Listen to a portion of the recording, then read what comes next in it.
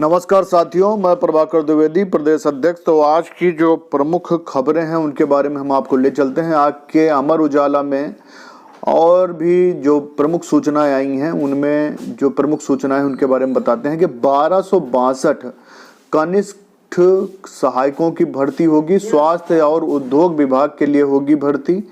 21 नवंबर से 14 दिसंबर तक कराए जा सकेंगे ऑनलाइन आवेदन। उत्तर प्रदेश अधीनस्थ सेवा चयन आयोग की ओर से चिकित्सा एवं स्वास्थ्य विभाग में 1148 और उद्योग एवं उद्यम प्रोत्साहन विभाग में 114 पदों सहित कुल 1262 पदों पर कनिष्ठ सहायक की भर्ती की जाएगी। भर्ती के लिए ऑनलाइन आवेदन 21 नवंबर से 14 दिसंबर तक किए जा सकेंगे। अभ्यर्थी 21 दिसंबर तक शुल्क समायोजन और आवेदन पत्र में संशोधन कर सकेंगे। आयोग के सचिव ने बताया कि कनिष्ठ सहायक भर्ती परीक्षा के लिए वे ही अभ्यर्थी आवेदन कर पाएंगे जिन्होंने पीटी 2021 में आयोग की ओर से स्कोर कार्ड जारी किया गया। पीटी 2021 में वास्तविक स्कोर या सामान्य स्कोर में 0 या उससे कम नकारात्मक अंक प्राप्त करने वाले अभ्यर्थियों को मुख्य परीक्षा के लिए शॉर्ट लिस्ट नहीं किया जाएगा। उन्होंने बताया कि चयन का आधार सिर्फ लिखित परीक्षा है। और अगली भर्ती देखिए, अगली खबर, रेडियोलॉजी यानी कि सीएससी में टेलीमेडिसिन और टेली रेडियोलॉजी सुविधा का होगा विस्तार। ग्रामीण क्षेत्र की स्वास्थ्य सेवाओं को और बेहतर बनाने के लिए सामुदायिक स्वास्थ्य केंद्र सीएससी में टेली रेडियोलॉजी व टेलीमेडिसिन की सुविधा का विस्तार किया जाएगा। इससे मरीजों को शहर के बड़े अस्पतालों की दौड़ नहीं लगानी पड़ेगी और आसानी से विशेषज्ञ डॉक्टरों की सलाह मिल सकेगी। प्रदेश में सभी 250 सीएससी में टेलीमेडिसिन और 361 सीएससी में टेली रेडियोलॉजी की सुविधा है। इन सुविधाओं को अन्य सीएससी में भी उपलब्ध कराने का खाका तैयार किया जा रहा है। ये सुविधा के शुरू होने से सीएससी में जिन विधाओं का विशेषज्ञ डॉक्टर नहीं है वे जिला अस्पताल व मेडिकल कॉलेज के विशेषज्ञ डॉक्टर की सलाह ले सकेंगे। वहीं टेली रेडियोलॉजी से मरीज जांच रिपोर्ट के आधार पर विशेषज्ञ सलाह पा सकेंगे।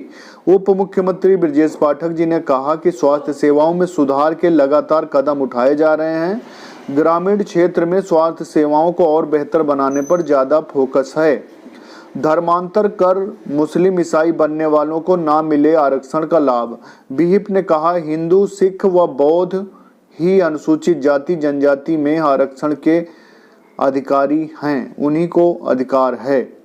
तो विश्व हिंदू परिषद ने धर्मांतरण कर ईसाई और मुस्लिम बनने वाले अनुसूचित जनजाति के लोगों को एससी श्रेणी में आरक्षण का प्रतिबंध लगाने की मांग की है। साथ ही कहा है कि धर्मांतरण करने वाले अनुसूचित जाति के लोगों को एससी में आरक्षण का लाभ दिलाने का प्रयास किया जा रहा है, इस पर भी रोक लगनी चाहिए।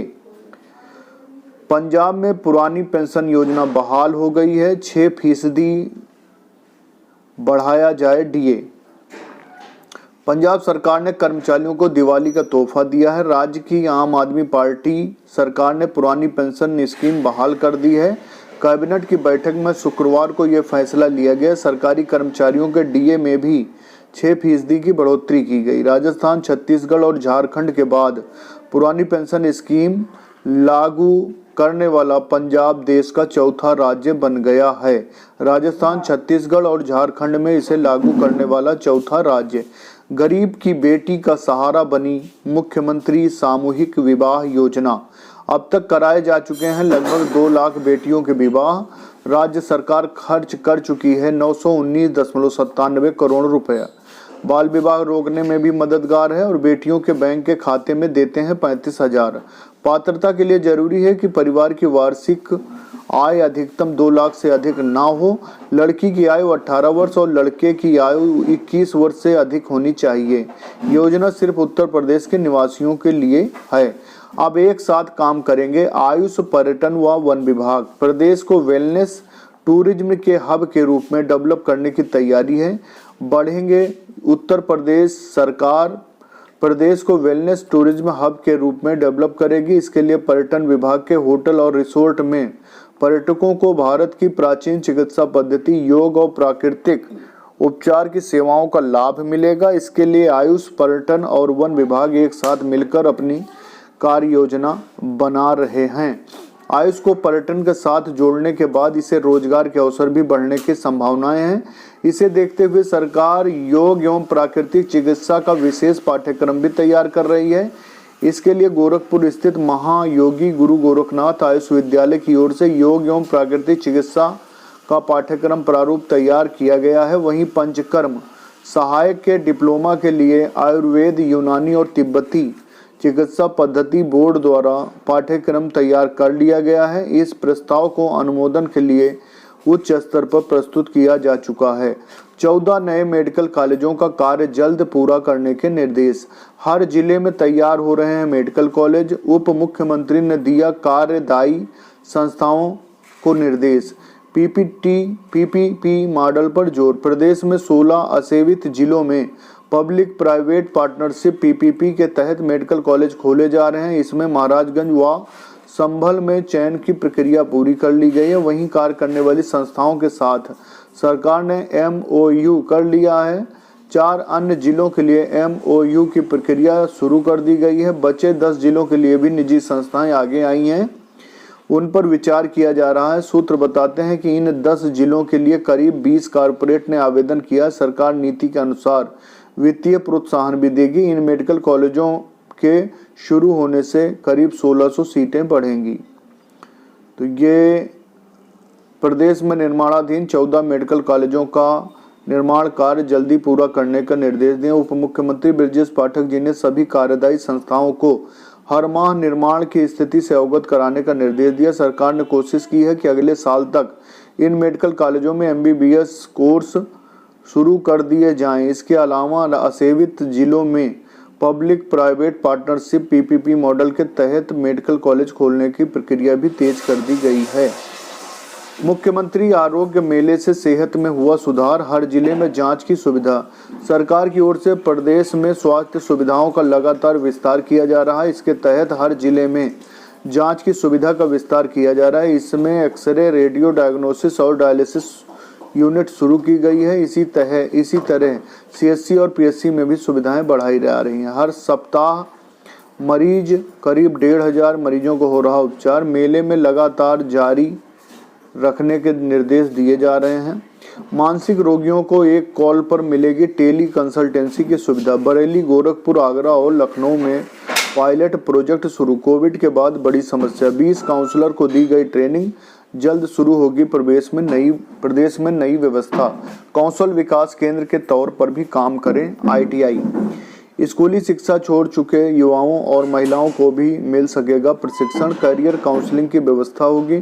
कौशल विकास में महिला प्रतिनिधित्व बढ़ाने और उनकी आवश्यकताओं को पूर्ति पर विशेष ध्यान दिया जाएगा। इसके साथ ही आर्थिक रूप से पिछड़े तबके के अभ्यर्थियों को प्रशिक्षण में प्राथमिकता मिलेगी। प्रशिक्षण प्राप्त युवाओं के लिए करियर काउंसलिंग की व्यवस्था होगी, जिससे रोजगार व सेवा योजना के साथ साथ आगे की पढ़ाई, उद्यमिता व स्टार्टअप स्थापित करने के जैसे विषयों संबंधित जानकारी उन्हें उपलब्ध हो सकेंगे।